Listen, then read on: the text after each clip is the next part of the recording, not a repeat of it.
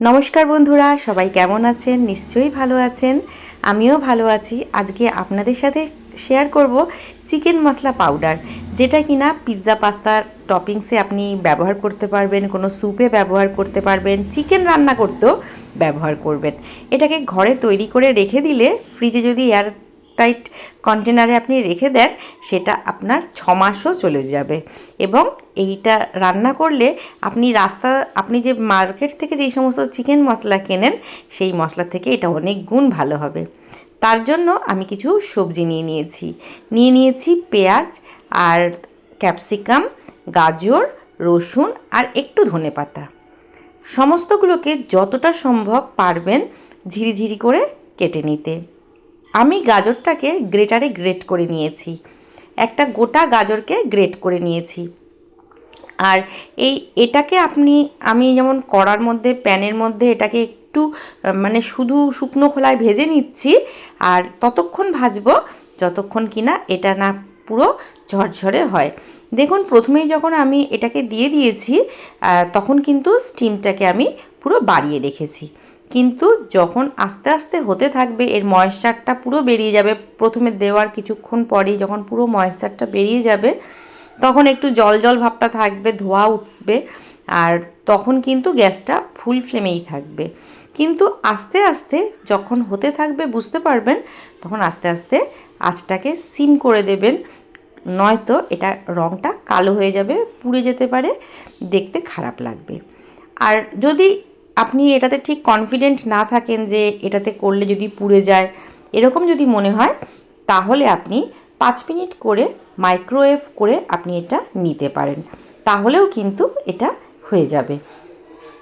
একে একে সমস্তগুলো সবজি আমি দিয়ে দিচ্ছি। প্রথমে গাজরটাকে করে নিলাম, এরপরে ক্যাপসিকাম কুচিটা দিয়েছি। এখানে কিন্তু গোটা একটা ক্যাপসিকাম, মাঝারি মাপের একটা গোটা ক্যাপসিকাম আমি দিয়ে দিয়েছি, ছোট ছোট করে চৌকো চৌকো করে কেটে নিয়েছি। আপনি কাটাটা এখানে ফ্যাক্টর না, কাটাটা কতটা মিহি হচ্ছে সেটা ফ্যাক্টর। সেটাকে ভালো করে যত মিহি করে কাটবেন তত ভালো। দেখেই বুঝতে পারছেন গাজরগুলো বেশ সুন্দর ঝরঝরে হয়েছে। এবারে ক্যাপসিকামটা একটু ভালো করে ভেজে নেব। দেখুন, ক্যাপসিকাম তো একটু শক্ত, আর তার জন্য এটাকে প্রথমের দিকে ভালো মতন ফুল স্টিমে আমি তো করে নিয়েছি, কিন্তু দেখুন কেমন যত ময়েশ্চারটা বেরোচ্ছে, আর ময়েশ্চারটা যখন বাষ্প হয়ে ওপরে উঠছে তখন কেমন ধোঁয়ার সৃষ্টি করছে। আর দেখুন, এটা মোটামুটি ভাজা হয়নি এখনও, আরও কিছুক্ষণ ভাজা হবে, এখনও হয়নি। এই মুহূর্তে আমি এর মধ্যে ধনেপাতাটা দিয়ে দিচ্ছি। ধনেপাতা যেহেতু একটু নরম, ভাজতে সময়টা কম লাগবে, আর একই তাপে দুটো হয়ে যাবে, তাহলে টাইমটা আপনার সেভ হয়ে যাবে। আর এটা ভাজতে ভাজতে প্যানটা দেখা যাচ্ছে কালো হয়ে যাচ্ছে। যদি অত্যাধিক কালো হয়ে যায় প্যানটা, তাহলে সেক্ষেত্রে প্যানটাকে পরের স্টেপে যেটা ভাজতে যাচ্ছেন তার আগে এটা একটু মেজে পরিষ্কার করে নেবেন, যাতে কালো রং কোনোভাবেই না হয়ে যায়, পুড়ে না যায়, আমি এটাই বলতে চাইছি আর কি। এবারে আমি দেবো পেঁয়াজগুলো আমি লম্বা লম্বা করে কেটে নিয়েছি। পাপড়িগুলোকে হাতে ডলে আমি এটাকে ছাড়িয়ে নিচ্ছি। এবারে এখানে আমার 1.5খানা পেঁয়াজ আছে, 1.5খানা পেঁয়াজকে কুচি কুচি করে কেটে নিয়েছি। আর আমি এটাকে এবারে ভালো করে নেড়ে নেব। ঠিক একইভাবে একটু সময় ধরে এগুলোকে একটু ভেজে নিতে হবে। অন্ততপক্ষে প্রত্যেকটা জিনিস ভাজাতে 5 মিনিট করে সময় লাগবে।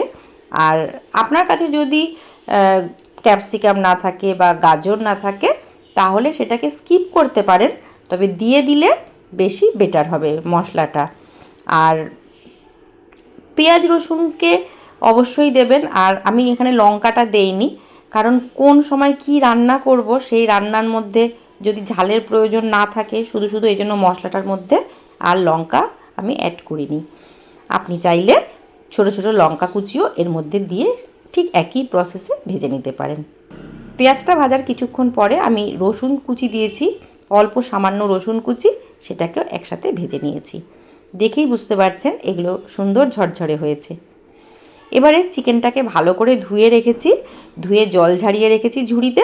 এবার সেটাকে প্যানের মধ্যে দিয়ে আমি ভেজে নেব। মার্কেট থেকে আমরা যে সমস্ত চিকেন পাউডারগুলো কিনে নিয়ে আসি, সেখানে চিকেনের কোন অংশটা ব্যবহার করা হচ্ছে আপনি কিন্তু জানেন না। কিন্তু আপনি যদি ঘরে এটা তৈরি করে নেন তাহলে নিশ্চয়ই আপনি ভালো মাংস মানে পিসই দেবেন। আর এখানে আমি ব্যবহার করেছি মাংসের সলিড পিসগুলোকে ছোটো ছোটো করে কেটে নিয়েছি। দেবেন মাংসের সলিড পিসগুলো না কেউ খেতে চায় না বাড়িতে, কি হবে ওগুলোকে, তাই এগুলোকে দিয়ে আমি কখনো মোমো বানিয়ে নিই, কখনো বা কখনো পিৎজা পাস্তার মধ্যে ছোটো ছোটো কুচি করে দিয়ে দিই, এরকম করে ব্যবহার করি। তো আজকে ভাবলাম চিকেন পাউডার একটু কেন বানিয়ে রাখি না, তাহলে কখনো স্যুপ করলে বা কখনো একটু ম্যাগি বানালে ম্যাগি মশলার মধ্যে একটু এটাও মশলাটাও যদি আমি মিশিয়ে দিতে পারি তাহলে খেতে খুবই ভালো হবে, বা পিৎজার ওপরে টপিংসের সাথে ব্যবহার করতে পারি। আমি ভালো করে মাংসটাকে ঠান্ডা করে নিয়ে, মানে ভাজার পর ভালো করে ঠান্ডা করে নিয়ে মিক্সিতে গুঁড়ো করে নিয়েছি। আর দেখুন কত সুন্দর এটা মিহি হয়ে গেছে। এটা হয়ে যাওয়ার পর এই পর্যায়ে আমি সমস্ত ভেজিসগুলো আমি এর মধ্যে দিয়ে এটাকে ঘুরিয়ে নেব। এখানে আমার মেশিনের পাওয়ারটা বেশি আছে বলে আমি একসাথে দিয়েছি। আপনার যদি মেশিনের পাওয়ার বুঝে আপনি একসাথে দেবেন, নয়তো আলাদা আলাদা করে পিষে নেবেন। ভাজার সময়ও কিন্তু আলাদা আলাদা করেই যদি ভেজে নেন সেক্ষেত্রে ভালো, কারণ কোনটা আগে ভাজা হবে কোনটা পরে ভাজা হবে তাহলে পুড়ে যেতে পারে বা কোনটা সেদ্ধ না হতে পারে, সেজন্য আলাদা আলাদা করে ভাজবেন। সমস্ত কিছু ভাজার পর দেখুন এটা কেমন একটা মন্ডের মতন হয়ে গেছে। যেহেতু যতই ভাজা হোক না কেন এর মধ্যে একটু হলেও ময়েশ্চার রয়ে গেছে, তার জন্যই কিনা এটা দেখুন একসাথে দলা পাকিয়ে গেছে। এইবারে এই দলাটা কাটাবো কী করে, কারণ ডাস্ট পাউডার করার জন্য তো এই দলাটা থাকলে ডাস্ট পাউডার হবে না। তাহলে কি করতে হবে, খুব সহজে আমি আপনাদেরকে একটা টিপস দিচ্ছি যেটা কিনা খুব সহজেই আপনি এটা করে ফেলতে পারবেন। এটাকে আপনি যদি 2 ঘন্টা রোদের মধ্যে রেখে দেন তাহলে কিন্তু এটা ঝরঝরে হয়ে যাবে, নয়তো যদি আপনি রান্না করছেন গ্যাসের তলাতে দিলেও এটা ঝরঝরে হবে। কিন্তু আমি খুব সহজে করে দিচ্ছি, কারণ রোদে রাখলে হয়তো ধুলোবালি পড়বে, নোংরা হবে, বা গ্যাসের তলায় রাখলেও কখনো ভাতের মাঠ ঠার পড়ে গেলে জিনিসটা নষ্ট হয়ে যাবে। তা আমি করেছি কি, একটা চাটু বসিয়ে দিয়েছি, আর চাটুটা বসিয়ে দিয়ে এর ওপরে প্লেটটাকে বসিয়ে রেখেছি। কিন্তু কিছুক্ষণ পরে যখন একটু একটু নেড়ে দিচ্ছি আর নাড়ার পরেই তখন দেখছি যে চাটু থেকে উপরে যে প্লেটটা যে রেখেছি প্লেটটা একটু ছোট হয়ে গেছে। তার জন্য আমি একটা চেঞ্জ করে একটু বড় জায়গাতে করে এটা ছড়িয়ে দিয়েছি, আর এটাকে খুব লো ফ্লেমে রেখে আস্তে আস্তে করে একটু নেড়ে নেড়ে দিচ্ছি, কিছুক্ষণ পরে পরে একটু নাড়িয়ে দিচ্ছি। এটা করতে একটু সময় লাগবে, অন্ততপক্ষে 10টা মিনিট আপনার যদি হাতে সময় থাকে 10টা মিনিট আপনি এরকম গ্যাসের ওপরে একটা লোহার চাটু বসিয়ে বা লোহার কড়াই হোক বা এমনি কড়াই হোক, যাতে আমি বলতে চাইছি যাতে ডাইরেক্ট স্টিমটা না পায়। ডাইরেক্ট স্টিম পেলে পুড়ে যেতে পারে। ডাইরেক্ট স্টিম না পেলে এমন একটা জিনিসের মধ্যে রাখবেন যেটাতে কিনা হিটটাকে কনজিউম করে রাখতে পারে, সেই তাপে এটা ঝরঝরে হয়ে যাবে। তার জন্যই আমি এখানে লোহার চাটু ব্যবহার করেছি। আর কিছুক্ষণ পরে পরে এটাকে নাড়িয়ে দিচ্ছি। দেখুন এটা কিছুক্ষণ পর পরে নাড়িয়ে দেওয়াতে এটা কি সুন্দর ডাস্ট হয়ে ফর্মে চলে এসেছে। আর এরকম পাউডার যখন তৈরি হয়ে যাবে তখন এটাকে আপনি এয়ারটাইট কন্টেনারে ভরে রেখে দিতে পারেন, ফ্রিজে রেখে স্টোর করতে পারেন বা ফ্রিজের বাইরেও রাখতে পারেন। তবে আমি বেশি প্রেফার করব এটা ফ্রিজেই রাখতে, তার কারণ হচ্ছে যেহেতু এটার মধ্যে মাংস আছে আর সেটাকে যাতে সেফ থাকে, সেটা ভালো মতন থাকে সেই জন্য, কারণ এটা তো হোমমেড, এখানে তো আমরা প্রিজারভেটিভ কিছু ইউজ করছি না, সেজন্য এটাকে ফ্রিজে রাখাই বেটার আমার মতে বলে। তবে বাইরেও আপনি কিন্তু রাখতে পারেন। আচ্ছা দেখুন এটাকে কিছুক্ষণ পরে পরে নেড়ে দিচ্ছি। ধরুন আপনি কোনো কাজ করছেন আর পাশে এটাকে বসিয়ে রেখে দিলেন, আস্তে আস্তে ওই কাজটা করার সাথে সাথে মাঝে মাঝে এটাকে একটু নাড়িয়ে দিচ্ছেন, তাহলে কি হয় জিনিসটা পোড়া লাগবে না আর সুন্দরভাবে থাকবে। কারণ হিট এক জায়গায় ধরুন পেয়ে যাচ্ছে, কন্টিনিউয়াসলি একই রকম থাকছে, হিট পেয়ে যাচ্ছে, তাহলে সেই জায়গাটা পুড়ে যেতে পারে। এবারে দেখুন প্রিজারভেটিভের কথা আমার বলাতে কথা আসলো যে আমার ঘরে তো প্রিজারভেটিভ সেরকম কিছু নেই, তবে নুনটা আমি এখানে দিয়ে রাখছি যেটা কিনা কিছুটা প্রিজারভেটিভের কাজ করবে।